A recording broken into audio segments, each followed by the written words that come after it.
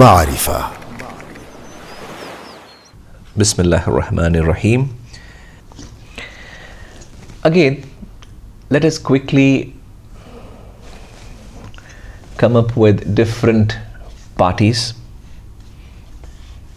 So for example, here we have the investors. This is of course the cash of the investors, and this cash is going to the SPV.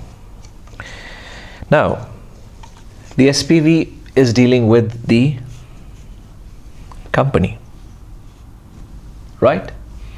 So this is the company which wants to raise funds through a Sukuk Al Murabaha.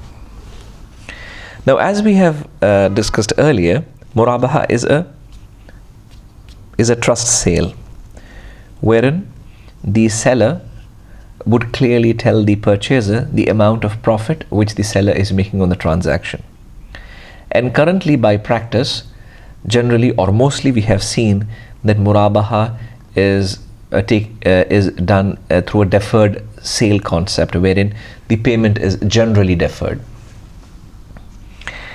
So in a Murabaha, what happens? For example, if the company requires 100 million and the company wants to raise 100 million. So what happens is that, for example, 100 million are coming from the investors. The 100 million reaches the SPV.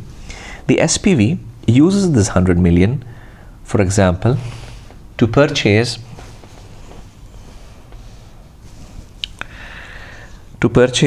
certain commodities. So these are certain commodities, okay, which are purchased from a broker. So for example, what the SPV does is that the SPV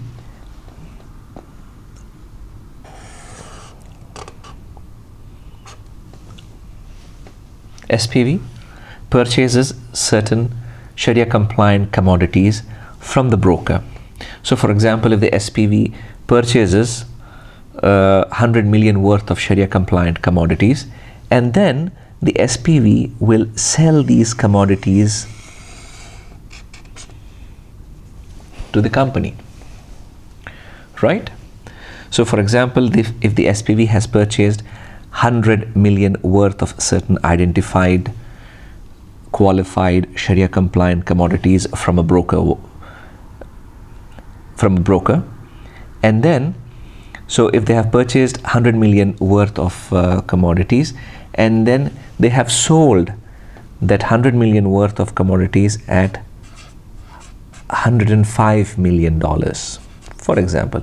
So $5 million is the profit which will be shared with the investors.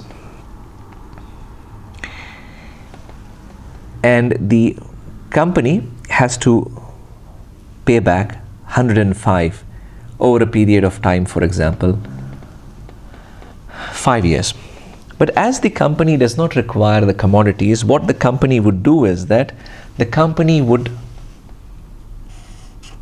sell, right, these commodities to another broker in the market. So what we have understood is that, number one, the proceeds from the investors reach the SPV. The SPV purchases certain Sharia compliant commodities from a broker or from the market, and these Sharia compliant commodities are then sold to the company, okay, for $105 to be paid in 5 years, and the company is now obligated to pay $105 to the SPV. So the profit for the investors is the extra $5 million in the transaction, and then the company, because it doesn't require the commodities but it requires cash, so the company sells the commodities in the market again to a different broker, not the same broker but a different broker, and then the company gets the liquidity. Now this is in brief a Murabaha Sukuk. Now of course this asset can vary. This asset could be, for example, in some jurisdictions metals are used, In some jurisdiction, palm oil is used.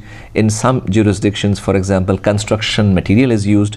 So that is irrespective of region, irrespective of market, irrespective of customs, irrespective of usage. But the principle here is that this should be a Sharia compliant commodity which could be qualified, quantified, and has a value, and which should be able to be which should have the ability to get transferred, right?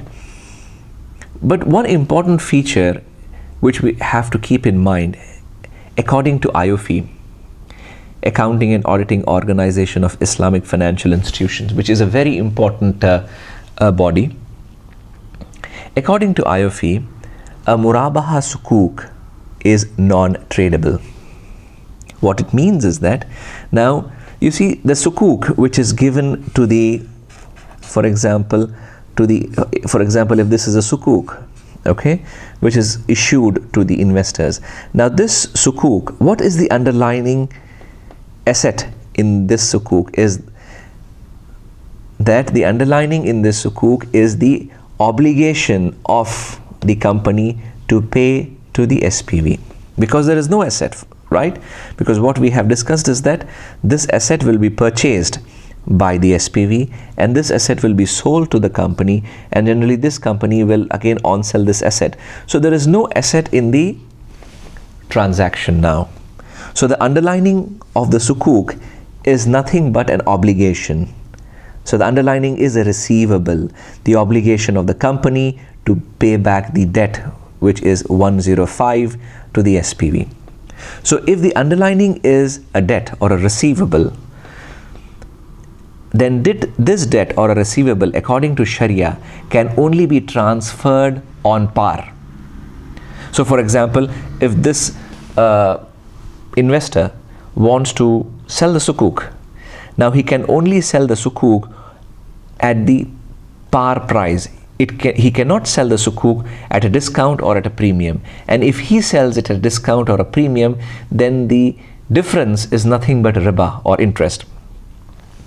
So this is a very important point which we have to keep in mind, that in a Sukuk Al Murabaha, the Sukuk, according to IOFI, okay, AOIFI, and by major scholars throughout the world who subscribe to this principle, is that Murabaha Sukuk should not be tradable.